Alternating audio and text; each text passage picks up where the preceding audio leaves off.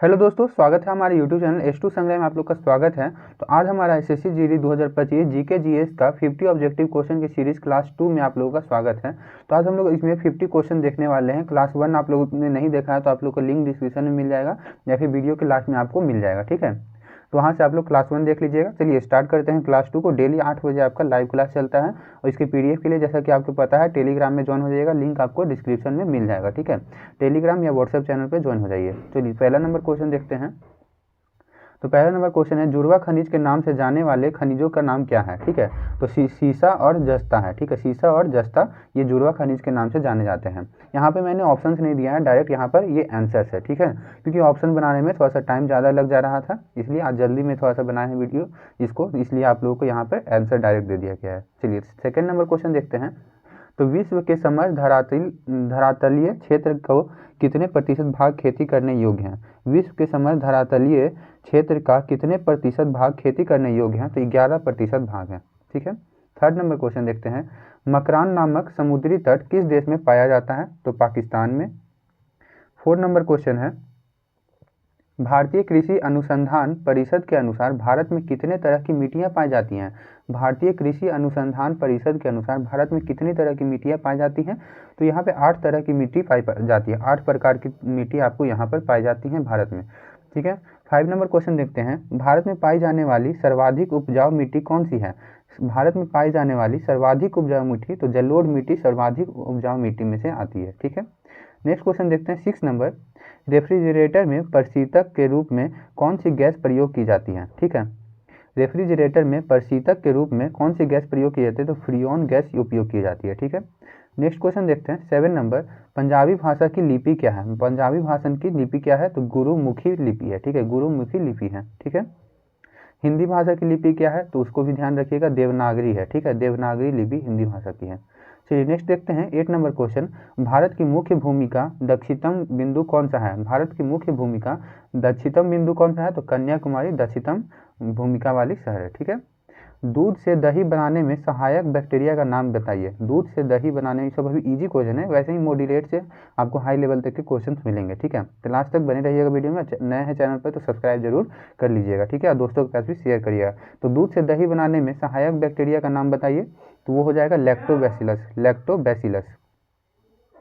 10 number question देखते हैं। भारत की महान न्यायवादी किस अनुच्छेद में वर्णित है। भारत की महान न्यायवादी किस अनुच्छेद में वर्णित है। तो अनुच्छेद 76, ठीक है। अनुच्छेद 76 में, ठीक है, ठीक है। तो 11 नंबर क्वेश्चन देखते हैं। मेसावी रेंज किस खनिज से संबंधित है। मेसावी रेंज किस खनिज से संबंधित है। तो लौह अयस्क से संबंधित है, ठीक है। फिर 12 नंबर क्वेश्चन है। चुक्की कमाटा नामक प्रसिद्ध खान से किस खनिज का उत्खनन किया जाता है। ये एक चुक्की कमाटा नामक एक जगह है जो कि प्रसिद्ध खान है, ठीक है। ये खान है, उसमें से कौन सा खनिज का उत्खनन किया जाता है। तांबे का उत्खनन किया जाता है, ठीक है। तांबे का उत्खनन कहाँ से किया जाता है। चुक्की कमाटा नामक खान से, ठीक है। इसको याद रखिएगा। अब 30 नंबर क्वेश्चन देखते हैं। जोहान्सबर्ग किस लिए प्रसिद्ध है। जोहान्सबर्ग किस लिए प्रसिद्ध है। तो सोने की खान के लिए प्रसिद्ध है। सोने की खान के लिए क्या प्रसिद्ध है। जोहान्सबर्ग। नेक्स्ट देखते हैं। ऊर्जा के वाणिज्यिक स्रोत के रूप में किसे जाना जाता है। ऊर्जा के वाणिज्यिक स्रोत के रूप में किसे जाना जाता है। तो इसका सही जवाब हो जाएगा समुद्री ऊर्जा को वाणिज्यिक स्रोत में माना जाता है, ठीक है। ऊर्जा के वाणिज्यिक स्रोत के रूप में किसे जाना जाता है। तो समुद्री ऊर्जा को, ठीक है। 15 नंबर क्वेश्चन देखते हैं। राजस्थान राज्य की सीमा सबसे अधिक किस पड़ोसी राज्य से साझा करती है। तो मध्य प्रदेश से साझा करती है सबसे अधिक, ठीक है। सबसे अधिक किस पड़ोसी राज्य से। ऐसे तो करती है बहुत सारी, लेकिन यहाँ पे सबसे अधिक जो है मध्य प्रदेश से साझा करती है। नेक्स्ट देखते हैं 16 नंबर कि विश्व की सर्वोच्च चोटी माउंट एवरेस्ट पर एडवांस्ड हिलेरी एवं चेंजिंग नॉर्गे सबसे पहले कब फतह की थी, ठीक है। विश्व की सर्वोच्च चोटी माउंट एवरेस्ट जो है वहाँ पे एडवांस्ड हिलेरी और चेंजिंग नॉर्गे ये दोनों कब वहाँ पे सबसे पहले कौन सी ईस्वी में चढ़े थे। तो सन 1953 ईस्वी में चढ़े थे, ठीक है। ऐसे भी क्वेश्चन पूछ सकता है कि विश्व की सर्वोच्च चोटी माउंट एवरेस्ट पर कौन लोग सबसे पहले फतह की थी, ठीक है। तो ये दोनों नाम आप लोग याद रखिएगा। नेक्स्ट क्वेश्चन 17 नंबर कि विश्व में सबसे अधिक ऊंचाई पर स्थित पठार कौन सा है। विश्व में सबसे अधिक ऊंचाई पर स्थित पठार कौन सा है। तो तिब्बत का पठार सबसे ऊंचाई पर स्थित है, ठीक है। पठार, ठीक है। पठार कौन सा स्थित है। तो तिब्बत का पठार। नदी की गति को दुगना कर देने पर उसकी परिवहन शक्ति कितने गुना हो जाएगी? नदी की गति को दुगना कर देने पर उसकी परिवहन शक्ति कितने गुना हो जाएगी? तो 64 गुना हो जाएगी। चलिए नेक्स्ट देखते हैं 19 नंबर क्वेश्चन कि भारत की प्रमुख मोटर निर्माता कंपनी मारुति उद्योग लिमिटेड कहाँ पर स्थित है? भारत की प्रमुख मोटर निर्माता कंपनी मारुति उद्योग लिमिटेड कहाँ पर स्थित है? तो हरियाणा गुड़गांव में, ठीक है, हरियाणा गुड़गांव में स्थित है। चलिए नेक्स्ट देखते हैं 20 नंबर क्वेश्चन, वेनेजुएला में पाए जाने वाले घास के मैदान को क्या कहा जाता है? वेनेजुएला में पाए जाने वाले घास के मैदान को लानोज कहते हैं, ठीक है, लानोज, याद रखिएगा, लानोज कहते हैं। नेक्स्ट देखते हैं कि सबसे अधिक गन्ने का उत्पादन किस देश में किया जाता है? सबसे अधिक गन्ने का उत्पादन तो भारत में किया जाता है, ठीक है। नेक्स्ट देखते हैं सर्वग्रह चंद्र ग्रहण किस परिस्थिति में घटित होता है? तो पूर्ण चंद्र में, ठीक है। नेक्स्ट क्वेश्चन देखते हैं, मध्य रात्रि का सूर्य कहाँ पर दिखाई देता है? मध्य रात्रि का सूर्य कहाँ पर दिखाई देता है? इसका करेक्ट आंसर है दोनों ध्रुवों पर दिखाई देता है। मध्य रात्रि का सूर्य कहाँ दिखाई देता है? दोनों ध्रुवों पर। छोटा नागपुर पठार की सबसे ऊंची पर्वत चोटी का नाम बताइए। छोटा नागपुर पठार की सबसे ऊंची, छोटा नागपुर के लिए पूछ रहा है, ठीक है, तो सबसे ऊंची पर्वत चोटी का नाम क्या है? तो पारसनाथ है, ठीक है। 24 नंबर 25 नंबर क्वेश्चन बोलता है कि मकर रेखा और कर्क रेखा के क्षेत्र को किस नाम से जाना जाता है? तो उष्णकटिबंधीय नाम से जाना जाता है। कौन सी रेखा को? तो मकर रेखा और कर्क रेखा को उष्णकटिबंधीय नाम से जाना जाता है। चलिए नेक्स्ट देखते हैं क्वेश्चन 26 नंबर कि पृथ्वी के तल का कितने प्रतिशत भाग जल में है? तो 71% भाग जल में है। नेक्स्ट क्वेश्चन देखते हैं, उस खनिज का नाम बताइए जो पृथ्वी की भूपर पट्टी में प्रचुर मात्रा में पाया जाता है। उस खनिज का नाम बताइए जो पृथ्वी की भूपर पट्टी में प्रचुर मात्रा में पाया जाता है। तो सिलिका, ठीक है, सिलिका याद रखिएगा, सिलिका जो है पृथ्वी की भूपर पट्टी में प्रचुर मात्रा, मतलब बहुत अधिक मात्रा में पाया जाता है। फिर 28 नंबर क्वेश्चन है कि एशिया महाद्वीप में सबसे बड़े लौह उत्पादक देश का नाम बताइए। एशिया महाद्वीप में पूछ रहा है, ना कि पूरे विश्व में पूछ रहा है एशिया महाद्वीप में सबसे बड़े लौह उत्पादक देश का नाम बताइए। तो ये हो जाएगा आपका जापान हो जाएगा, ठीक है, जापान बिल्कुल करेक्ट आंसर। नेक्स्ट क्वेश्चन देखते हैं, किस विद्वान को भूगोल का पिता कहा जाता है? किस विद्वान को भूगोल का पिता कहा जाता है? तो हिपार्कस, बहुत अच्छा क्वेश्चन है, याद रखिएगा, ये तो अच्छा से बच्चों को याद रहना चाहिए कि भूगोल का पिता किसे कहा जाता है? तो हिपार्कस को कहा जाता है, ठीक है। नेक्स्ट क्वेश्चन देखते हैं कि भारत की सबसे बड़ी नदी घाटी परियोजना का नाम बताइए। भारत की सबसे बड़ी नदी घाटी परियोजना का नाम क्या होता है? भाखरा नांगल नदी घाटी परियोजना, ठीक है, भाखरा नांगल नदी घाटी परियोजना। 31 नंबर क्वेश्चन देखते हैं कि अनार के उत्पादन में कौन सा स्थान प्रथम नंबर पर है? ठीक है, तो जोधपुर जो है अनार के उत्पादन में सबसे प्रथम नंबर पर है। 32 नंबर क्वेश्चन है कि सबसे अधिक प्रोटीन किस खाद्य पदार्थ में पाया जाता है? तो सबसे अधिक प्रोटीन जो है आपका सोयाबीन में पाया जाता है, ठीक है। नेक्स्ट देखते हैं कि दक्षिण गंगोत्री कहाँ पर स्थित है? दक्षिण गंगोत्री कहाँ पर स्थित है? तो अंटार्कटिका महाद्वीप में, ठीक है, अंटार्कटिका महाद्वीप में दक्षिण गंगोत्री स्थित है। चलिए नेक्स्ट क्वेश्चन देखते हैं 34 नंबर, धरती की आंतरिक संरचना के बारे में विश्वसनीय जानकारी प्राप्त करने का सबसे प्रमुख स्रोत क्या है? धरती की जो आंतरिक संरचना है उसके लिए जो विश्वसनीय जानकारी जो प्राप्त होता है उसका सब प्रमुख स्रोत क्या है? तो भूकंप विज्ञान जो पढ़ते हैं वो सबसे ज़्यादा प्रमुख विज्ञान है, ठीक है, प्रमुख स्रोत है। उस फसल का नाम बताइए जिसे सफ़ेद सोना भी कहा जाता है। उस फसल का नाम बताइए जिसे सफ़ेद सोना भी कहा जाता है। तो कपास को सफ़ेद सोना कहा जाता है।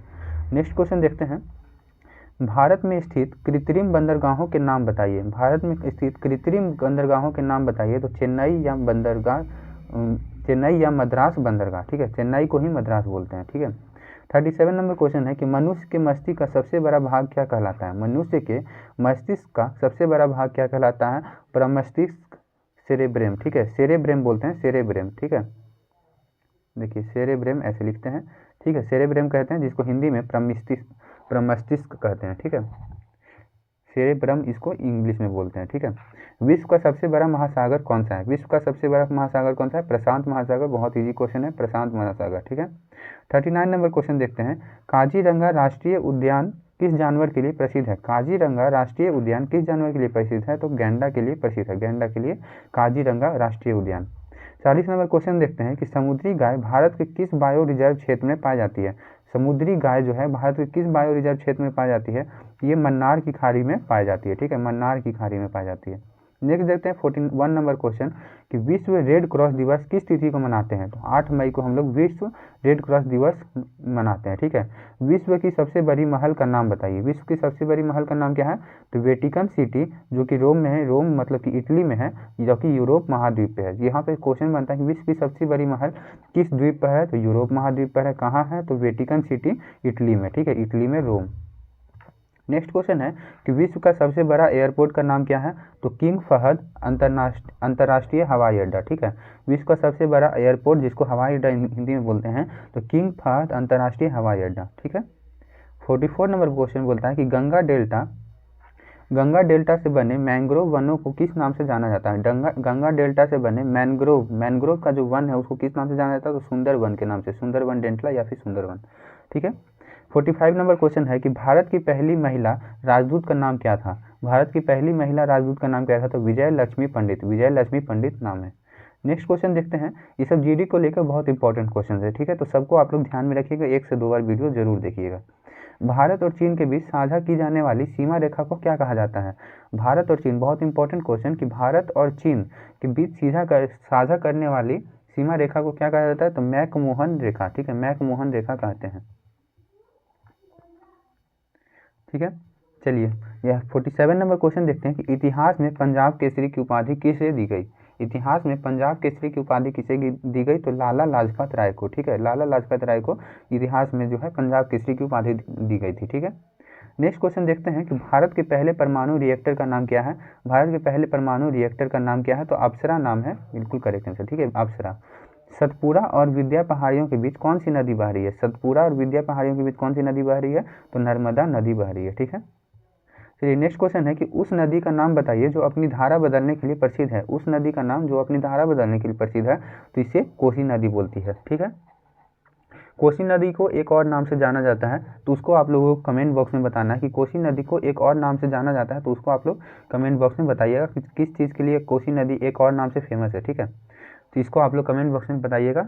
अगर चैनल को सब्सक्राइब नहीं किया तो सब्सक्राइब करिएगा, और भी वीडियोज़ अगर आपको चाहिए कुछ अलग रिलेटेड तो वो भी मुझे कमेंट करके बताइएगा, मैं उस पर विचार करूँगा। ठीक है, तो अपने दोस्तों के पास शेयर करिएगा। मिलते हैं नेक्स्ट क्लास में, कल आप लोगों से क्लास 3rd में। ठीक है, तो ज्वाइन हो जाइएगा डेली 8 बजे। तब तक के लिए बाय, गुड बाय।